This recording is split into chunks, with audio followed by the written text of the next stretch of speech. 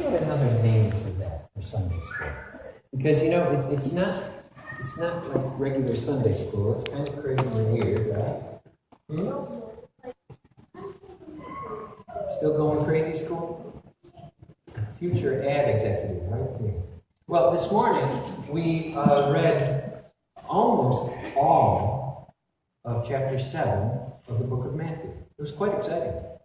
And it begins by saying not to judge others.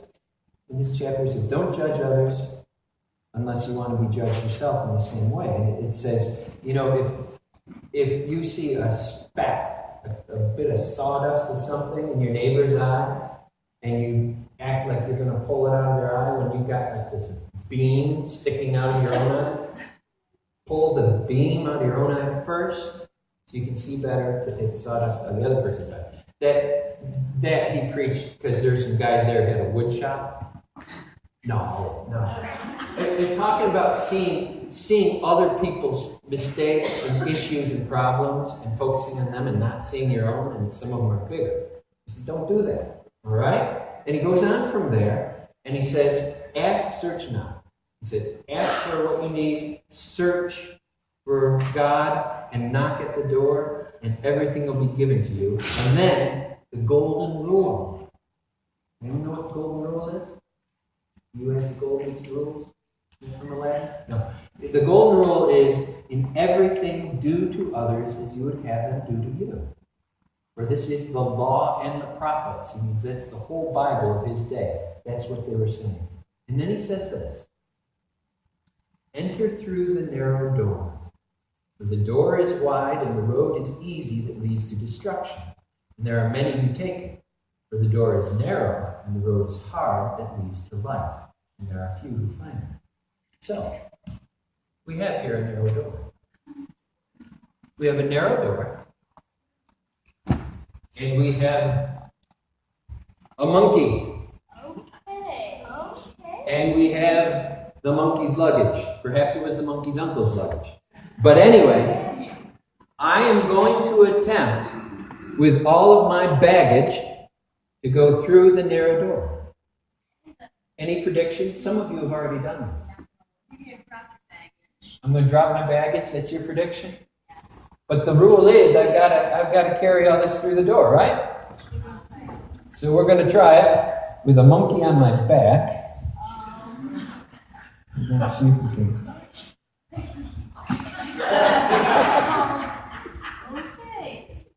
There's one. I'm so glad I invited guests here today. Deacon Claude Lester is in the congregation, and he's going to go home and call his son and say, "What family did you marry into?" All right. So I have my baggage, and with my assistant, Robert, to open the door for me. Thank you for opening the door for me. I am now going to go through the narrow door, just like Jesus said. I think I will make it. I've got my stuff. My stuff is important. And here I go through. Someone timing me? Anyone good at 1,001s, 1,002s? I am. You are? Will you count for me? Ready? Okay, go. Oh, out loud, like real loud.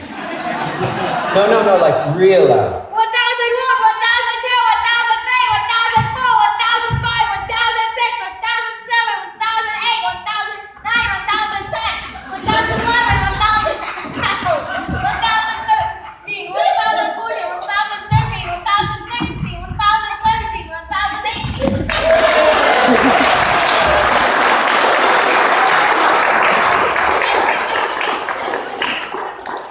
Okay, so what was in all my baggage?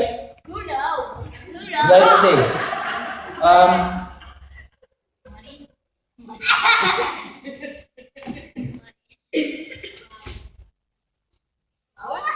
A bag of forks. Appetites, gluttony, like eating too much or worrying too much about getting more. Gluttony. That's part of my baggage. Let's see. Oh.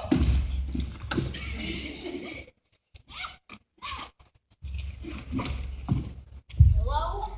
A pillow. Sloth. being lazy. Oh, it's so much work.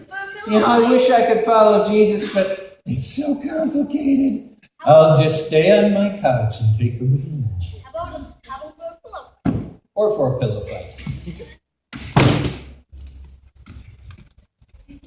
What else have I got here? What other baggage am I carrying that makes it hard to get through the narrow door that Jesus talks about?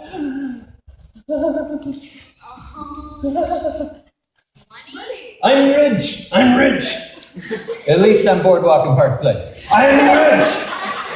Money. Greed. Greed is something we carry with us. Mine. Baggage. What else we got here? Okay, here's a tough one. Who knows? Boots.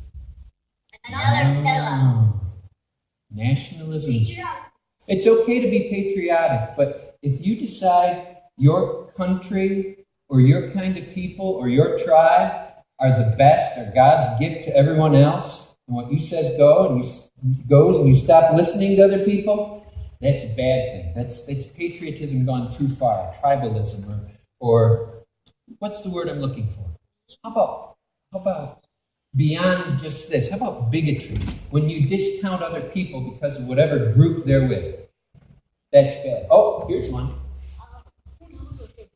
Led by the Spirit, New York Conference United Church of Christ. This is a church bag. And inside my church bag, no, it's my all. If I wore this to be ordained, and I wear it when I have other people join the ministry, or in some churches where they insist I wear it. So why would religion get in the way? Why would that be baggage, making it hard to go through the narrow door? Yeah, there's a rope too. It's the jump rope, so you stay in shape. You think your God's better. You think your God's better and God loves you best, right? You can go too far with religion. It can, in Jesus' day, you know who he had the most trouble with? The people who were really religious were the ones that gave him the hardest time, because they got so locked in to what they'd been taught that they couldn't hear from the Son of God. Now, have I forgotten anything? No. Monkey. Monkey? You guys ever heard the term monkey on your back? No? It means an addiction. And that's a serious issue. People can be addicted to all sorts of things. They can be addicted to drugs. They can be addicted to work. They can be addicted to all kinds of things. Those things that you think are most important, the things you focus on the most and spend the most time on, they can get in the way of getting through this narrow door. So, when Jesus said, go through the narrow door, a lot of people think that means, okay, only the true believers are going to get in to see Jesus. Only the true believers are going to be in the club. It's not what Jesus meant. The narrow door doesn't keep some people out. The narrow door is putting down all those things, all your greed, all your bigotry, all your prejudice, all of those things that interfere with your relationship with God. If you don't believe me, just read chapter 7, and you'll see that's what the better reading of it is, I think.